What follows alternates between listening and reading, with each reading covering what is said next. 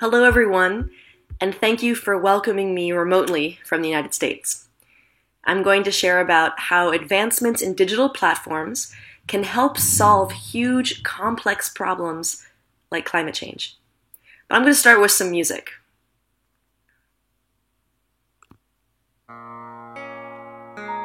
Now, this is the sound of Wikipedia. This is the sound of Wikipedia.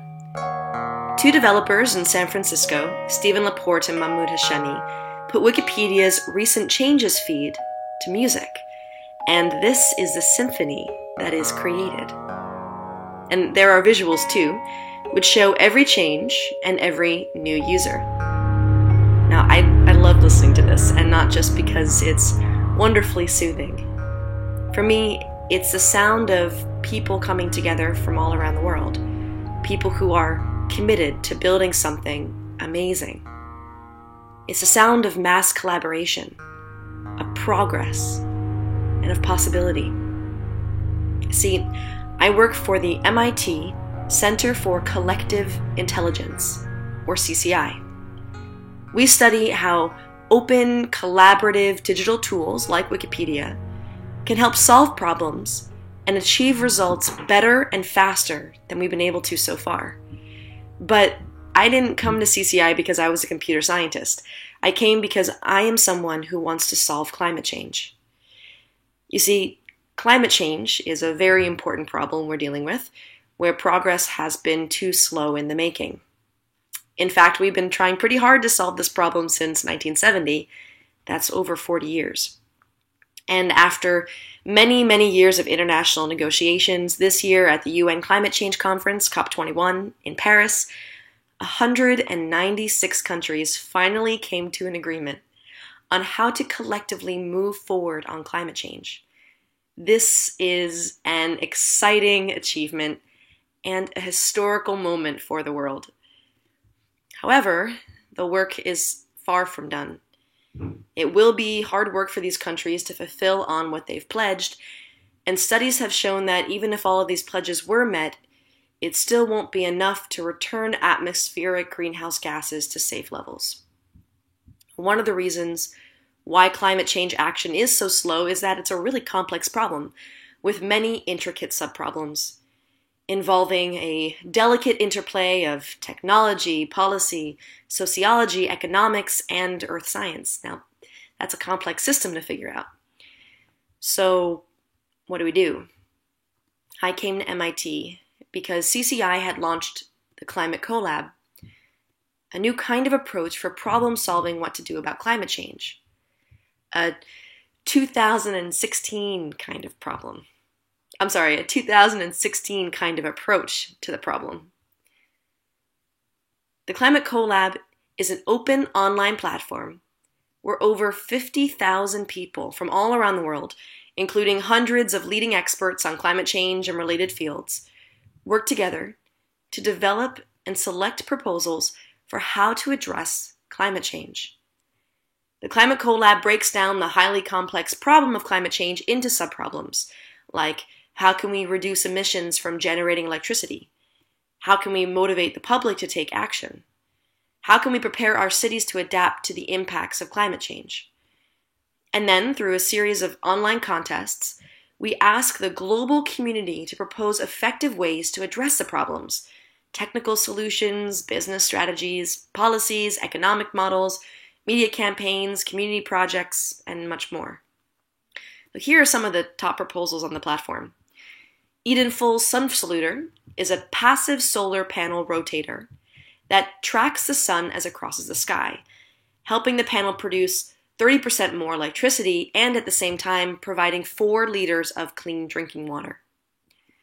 Professor Jeffrey Hay and his team from the University of Calgary uses aerial infrared photography to assess heat loss from buildings on a city-wide scale, and then displays the results on an interactive map that residents can see and explore.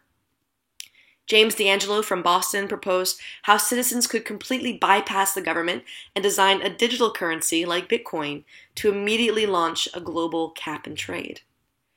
A team of European economists came up with a policy mechanism to reduce emissions from maritime shipping which accounts for 80% of world transport. And there are many, many, many more. While important, coming up with great individual solutions isn't enough. Where climate change really needs progress is creating effective combinations of solutions, putting these technological, political, economic, and social solutions together to create feasible and attractive strategies. So we've been testing a new initiative on the Climate CoLab, where tens of thousands of people can work together to do just this. People can use the Climate CoLab to combine different ideas into strategies for how nations or even the world as a whole can address climate change. Then they can work with specialized teams that help them estimate the greenhouse gas emission reductions that would result from their plan. Now, this kind of approach aims to effectively gather the collective knowledge and experience and wisdom of academics, thought leaders, professionals, and concerned citizens from all around the world. We hope that this approach can help government officials who are building the national climate action strategies to fulfill on their pledges. Now, we've learned a lot along the way of the Climate CoLab, and one is that you, like us, may be surprised to know where the best ideas come from. The Climate CoLab community as a whole is geographically diverse, highly educated, and very experienced with climate change. However, members who don't have a graduate level education or don't have previous climate-related experience are as least as likely as others to submit high-quality proposals. One of my favorite examples of this is Dennis Peterson, who is a software engineer from North Carolina, who claims to be an amateur when it comes to climate change. Yet, he proposed a global plan on reducing emissions that was ranked by the public as the best, and has gone on to have 4 other winning proposals, more than anyone else. So new technologies make new things possible. But not only more efficient solar panels or high storage batteries, but also new ways that the world can work together. In the same way that people believe in the idea of an online encyclopedia that anyone can build, join us in believing in the power of thousands and thousands of minds collaborating to solve climate change, and come help us build it. Each contribution from a community member, no matter how small, helps us advancing toward this goal. Someday there will also be a symphony like this one for the Climate CoLab, and I will listen to it all the time, because its music will be the sound of the world coming together, solving climate change. Thank you.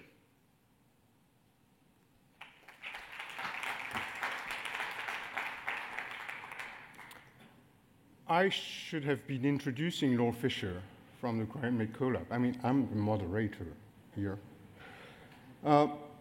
And I should be apologizing as well because she couldn't make it for family reasons. But the video she sent us, it provides such a good introduction to who she is, apart from telling her name. So Laure Fisher is her name, that I thought I'd just stand out of the way, let you discover who she was and what she had to say.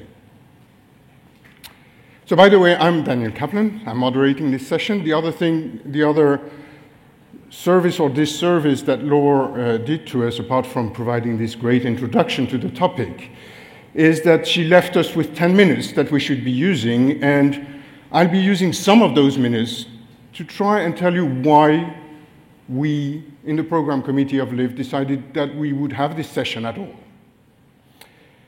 And it all came out of a provocation that came out of a foresight document that my organization, FING in Paris, published a year ago that said this.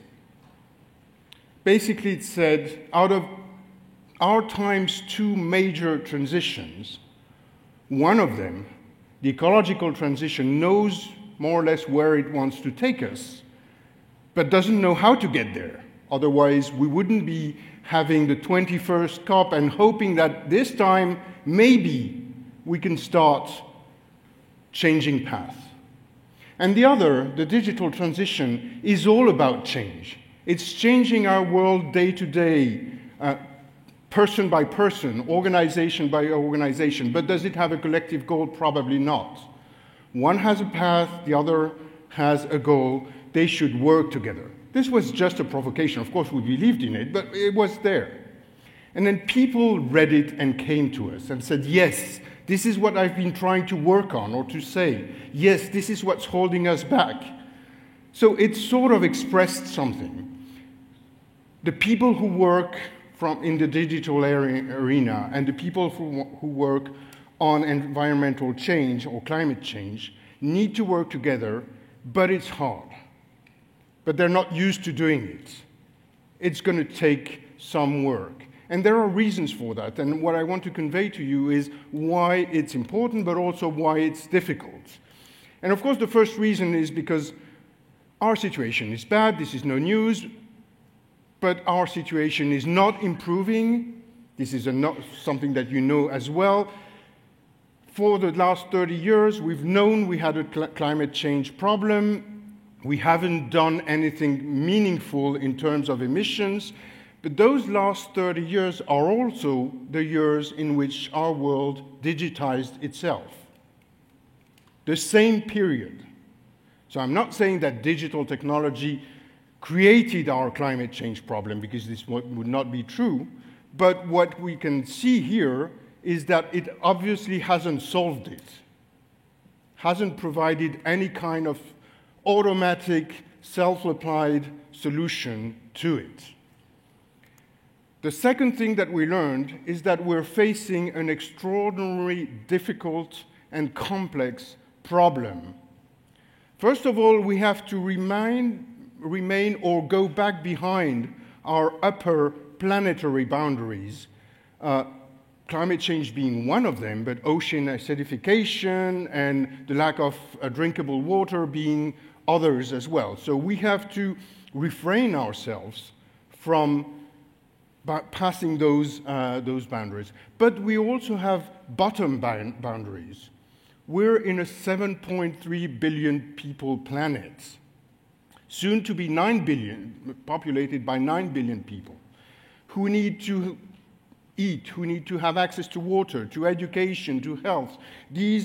What's inside the circle here are the Millennium Goals, the Sustainable Development Goals of the United Nations. So we're bounded by our planet, and we're bounded by human needs as well.